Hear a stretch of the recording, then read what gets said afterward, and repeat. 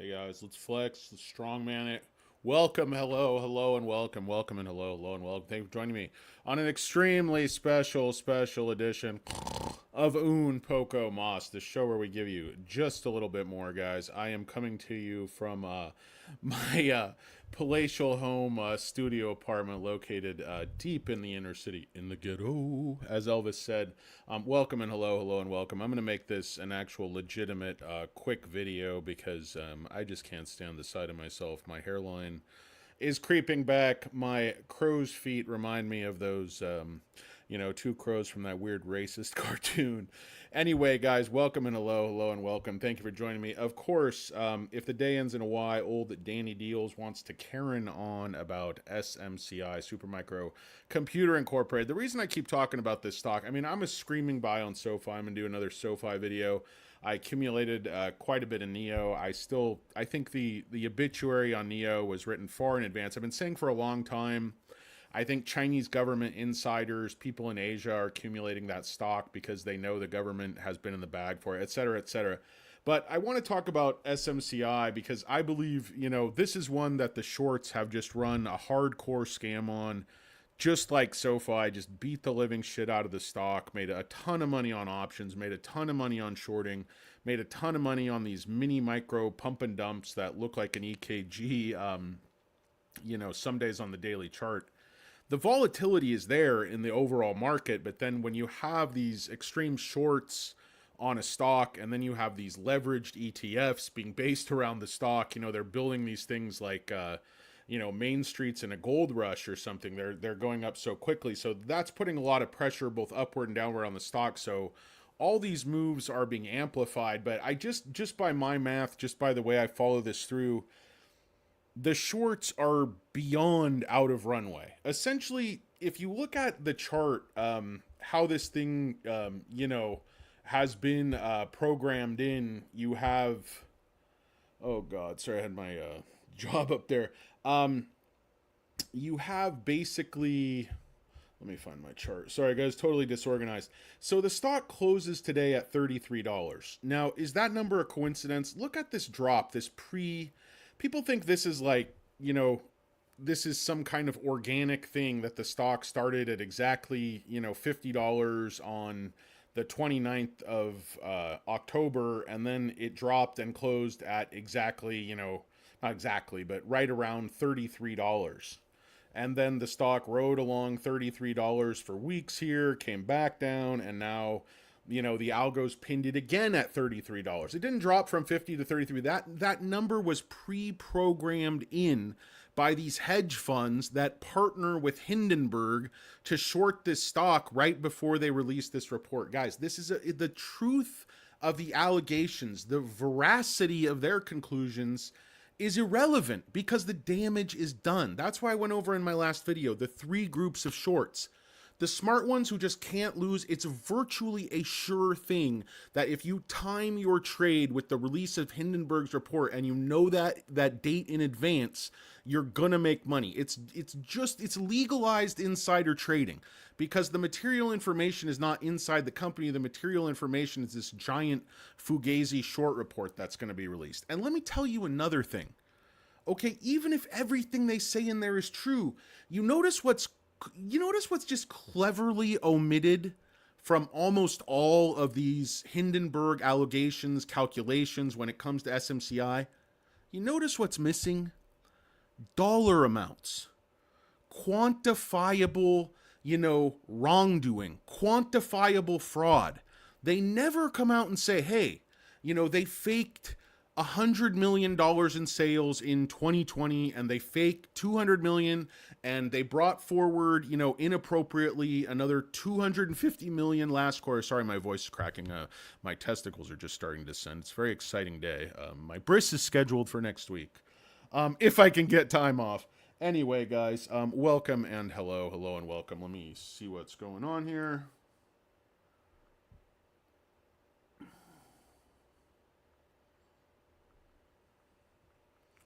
Hey guys, sorry about that. Let me, who do we have here? We got the great Payush, straight coming out of Memphis, Tennessee, representing Memphis. Yeah, everybody wants to build in the USA, but who's been doing that? I know they have a factory in Malaysia.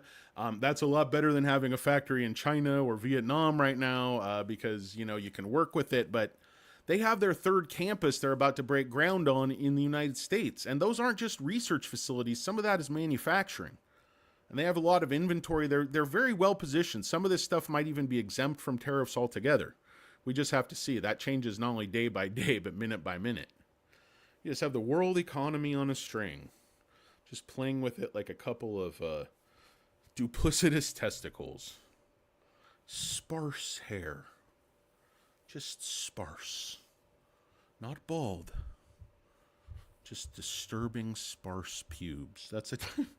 we're in a period of sparse pube economic policy. It's like you just kind of plucking pubes off the sack and just seeing how the response goes. The guy goes, ow! You go, don't say ow. I don't know, man. This is just, I've never seen any type of process like this. I get people are saying, hey, there's a method to the madness. We're going to get these great deals. We're going to onshore manufacturing. We're going to make, all the cars here and appliances here. And I mean, my answer to that is why? Why would we want to go back 50 years and start making things out of sheet metal and big electric motors and stuff that just has very low margins? And all these companies tend to consolidate and then go bankrupt, or they get bought out by Chinese companies, or they move offshore, they get bought out by Koreans. Why? Because these became low margin businesses, commoditized, it's high tech. Someone was trying to explain to me about Ford and how this is going to affect the domestic auto industry. Like these big tariffs with Canada, we won't have an auto industry. And there's a lot of legitimate issues that are being addressed. Protectionism in Japan and Germany and major industrial. I don't want to make this whole thing about tariff. I already did a video about this. I can't explain, trade and tariffs to some folks. It's just, you're not going to believe me. But if this is a leverage, device, but, China cuts off the rare earth minerals. They're choking off trade. They're already going around us. The idea is there. Yes, establish free trade, but you can't just have this like clumsy, ham-handed approach where we're going to dictate everything from the top down and everyone's going to fall in line and just kowtow and say, yes, sir. Chinese ain't going to do that. They figured this all out in the last trade war. And without, their rare earth minerals and magnets, there is no EV. There are no semiconductors. Or we better get digging in Ukraine and Greenland stat. Like a yesterday. Anyway, so as far as why this level is, just look at the chart that this came down and then look at the volume. You have these big red candles. They come in like clockwork, like every month, the 26th and then the 29th, and then there's another one on the 2nd. All the volume is green, guys.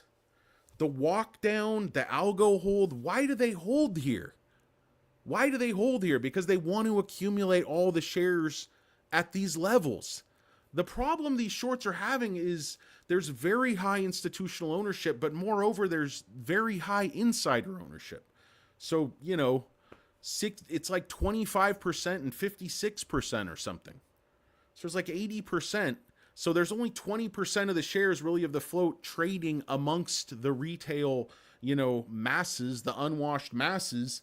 And then you've got about 26% short interest on the stock. But you're exaggerating. It can't be that high. The short interest on Dell is only 5%. And they have the same multiples, and Dell's growth rate is 0, and SMCI's growth rate is 64%.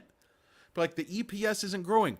Hogwash, nonsense, FUD, lies, misdirection. If EPS this year is 230, based on the move from 24 to just 36 billion or 33 billion or whatever these PUDs are projecting right now, they're talking about that going up to $4. So from, $2.30 a share to $4. So let me ask you a question, to quote the great Ace Ventura pet detective. would you rather make 24, and margin pressure is margin pressure. They explained this in the call. Product life cycle affects margins. Okay? But just be that as it may, willing suspension of disbelief. Margin pressure is going to continue because competition from HPE, who can't liquid cool their way out of a fucking paper bag, can't liquid cool a goddamn Slurpee on July 11th. Those guys just gave up. They waved the white flag, and everybody's saying, okay, the competition is Dell because Michael Dell's such a nice guy and he does so much for charity. Booyah! It's all for the charitable trust. And that's the reasoning. Hey, I Supermicro's accounting issues, and Dell's such a nice guy. That's why they're better at liquid cooling. Give me a fucking break. At least go get some goddamn hair plugs. Like most of these other puds on TV. If you're so rich, you're just too cool for that. You're just Jeff Bezos cool. Just Botox yourself till you don't even look like a human being. Look like some kind of evil guy, like veins pulsating out of your forehead. All of them have to build, these giant rockets to overcompensate for something. They're all shaped like penises. They're all phallic. Like, how many things could these richest guys in the world do? They could all do anything. They all got a big idols to their own penises. So they got nothing better to do. Daddy didn't love me enough. Look at my penis. Here it is. Oh, it's beautiful, Jeff. My Lauren Sanchez impression. Yeah! It's very similar to, Howard Stern's Jennifer Lopez impression when she used to be dating Ben Affleck and married Ben Affleck on the first go-round. I believe that was maybe back in the 1990s. Not really sure. My brain doesn't work that far back. Anyway, guys, looking at the short interest, look at the official report. Okay, that's just going to go through this super quick because you already know my spiel. It actually went up in the period of the second half of March. Okay, just keep that in mind. The short interest went up just a few, not even 1 percentage point, basically 1 percentage point, and the days to cover went up from 1.4 days to 2.13 days. So now look at this data that accompanies that.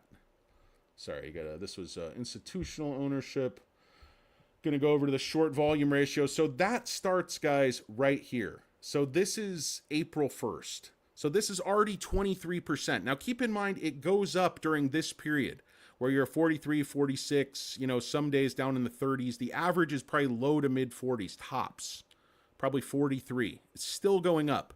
Now, this is the last day of that period, probably why it goes up. That's that 60% day. It goes from there 65, 67, 58, one low day, 38, back to 54, 65, 58 would be this is heavy shorting every single day. 60%, 57%, 61%. And the best they can do is hold this thing flat at 33. And this is not, they're shorting a few shares. This is holding this price. Algorithms holding it here. But who are they churning out? I'm trying to figure out the end game. The calls are not there to just, and what the whole thing is, the borrowing fees are almost zero. That's the whole key to this. The market makers are lending themselves the shares that they already own to hold the price artificially low, to run all kinds of reindeer games and take your money. If you have not figured out they want you to sell your shares yet, in the low 30s, you're just not paying attention. They're begging you to sell your shares in the low 30s. They're telling you it's the bottom. They're tickling your balls with excitement. They're selling you timeshares. They're throwing in free sets of steak knives. They're schmoozing your wife with pina coladas. Cheap knit fabrics. Reminds me of Vegas. Anyway, Hey, welcome and hello, guys. Hello and welcome. Thank you for joining me on this very special edition of Oon Poco Moss. Of course, they call me Danny Eels. They call me Hurricane Lobez. They call me Little Danny Cornbread DeCarlo because I'm moist. Doughy and a crumble under pressure. They call me the Tugboat because I am short in stature. I pull more than my own weight, and I'm rarely far from my home port. They call me Stubby Cohiba because of a manscaping accident I had while using my vintage stainless steel Vitamix to trim my pubes back in the early 80s. I took a phone call on my cordless phone, slipped on my coffee table. Ipso facto, long story short, got the old Schubel caught in the blender. They call me Stubby Cohiba anywhere in South Florida. It's Little Danny Cornbread DeCarlo. And sorry, I'm trying to talk so fast. I'm so tired. I've had so much big dog work, dude. Big dog, great client, best guy. So much work around tax time. But he's doing big things. He's absolutely blowing up. And just happy to be on the team. Just happy to, have such great people to work with. So big bark out to the big dog. Little dog here needs some sleep, needs some rest. But I'm just telling you guys, these short rates in the mid 60s, this is unheard of stuff. I'm telling you this. The Ortex completely misses the short on this over and over again. They're at 114. I'm at like 125, 126. They're at 22.4%. I'm at least 25%. And I think there's very few shares trading around it. Nope. None of you with half a brain in your head, none of you with at least one testicle present and accounted for are going to dump your shares of this company at these multiples. It's selling $5 billion under this year's sales, the year that ends this quarter. JP Morgan just blew up Goldman Sachs. The new Chia Pet, Michael Ng. They just came out and their projection for next year's $39 billion from $24 billion.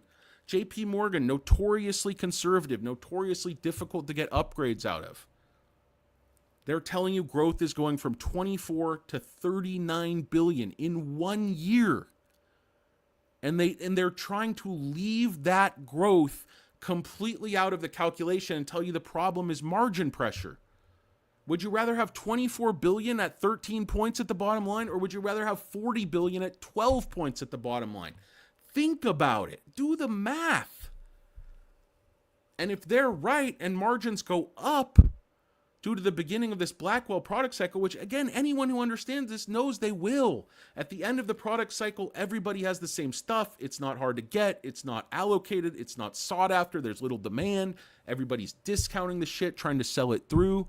That's where we are these last couple quarters. That's why the growth isn't there. That's why EPS, this is all about to completely explode with Mr. Blackswell. And everybody's just, la-di-da, there's no growth. They grew a ton this last year from 14 billion to 24 billion on the trailing edge of a turd blossom. I feel like everybody's on crazy pills. The valuation of this company, it's like, well, they were just selling, a billion or two. Now they're going to sell 40 billion in the year that starts in a quarter. Yawn. They've had accounting problems. Well, how big were the issues? How big was the last fine they got was almost nothing. How big are these related party transactions? And are they fraudulent? Or are they completely legitimate? There's nothing illegal about, doing business with a company owned by your brother. Yes, if they didn't declare things properly, that's an issue, and they should do that. But the sales, the products, the customers aren't made up. Basically, Hindenburg, basically fixes the market with hedge funds. They drop this thing down exactly where they want it. They can't necessarily control the swings, the downside and the upside, but they don't care about those tails. They make their money right in the meat of the standards of deviation. They don't wait for that woulda, shoulda, coulda, maybe pie in the sky, chasing extra. They decide where they're going to take that stock. We're going to take it from 50 to 33. We're going to cash out a ton of profit, and we're going to sail off to our private island and go, well, this is just too hard. We're just too above it all. We're going to retire. You're going to retire, probably take your money offshore. Speculation here, not an attorney. But because, once it turns out that everything you're saying was a bunch of bullshit, a bunch of shareholders are going to then go ahead and sue Hindenburg, and they're going to lose. because it's protected by the First Amendment. They can say whatever they want as long as they don't, outright lie, slander, defame, blah, blah, blah. But even that Trevor Milton guy from Nikola, he just got a full pardon from Trump. I just don't get it, man. No, I know we gave him some money and everything, but Jesus. Does nobody give a shit that the retail investor is just... It's not just, okay, we're wrong, we're reactionary, we go in and out, it's actually, frauds are foisted upon us. And the government's like, that's okay, let them out. I don't know, guys. All I know is this thing's sitting about 25% of the float is short. Okay, 55% institutional ownership. I mean, look at the insider ownership, institutional ownership. Okay, 56%. Now look at the insider ownership. 27%, guys. 56 and 27. 83%. 25% of the shares are sold short. There's only 17% in the hands of retail. Most of us aren't budging.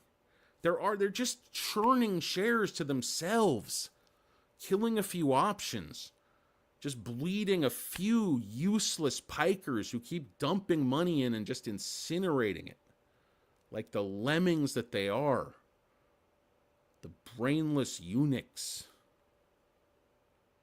chopping their balls off and leaving them on the altar of Hindenburg. It's an offering to the sparse facial hair of the analysts at Goldman Sachs. And God, I love their Marcus product. Their Marcus retail banking product is taking off. It almost killed SoFi. Oh, God, I hate you guys. I absolutely hate you guys. Remember they made some huge deal about Aunt Sarah selling $2 million worth of shares, pay the light bill, put a few bets on some ponies? Well, I got a little news for you. They still have 67.5 million shares.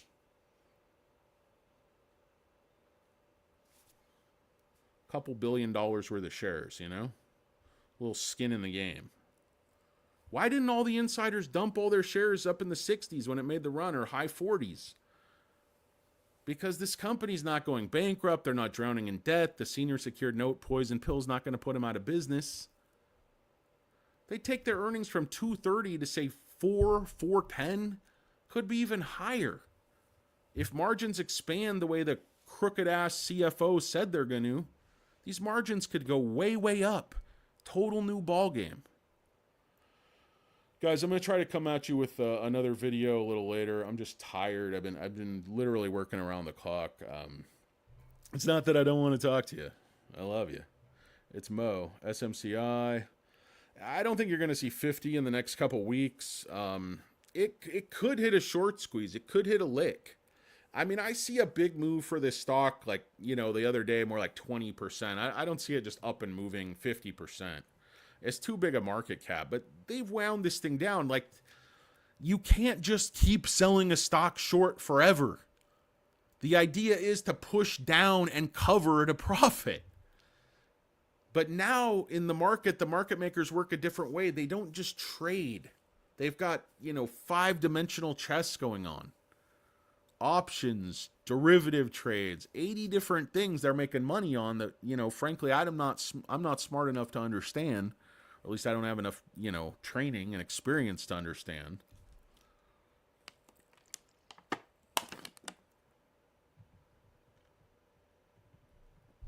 What's up, B-Dub? What's up, Jeremy Miller? What do you make of NVIDIA announcing the build-out of chips to servers in the U.S. with Foxconn?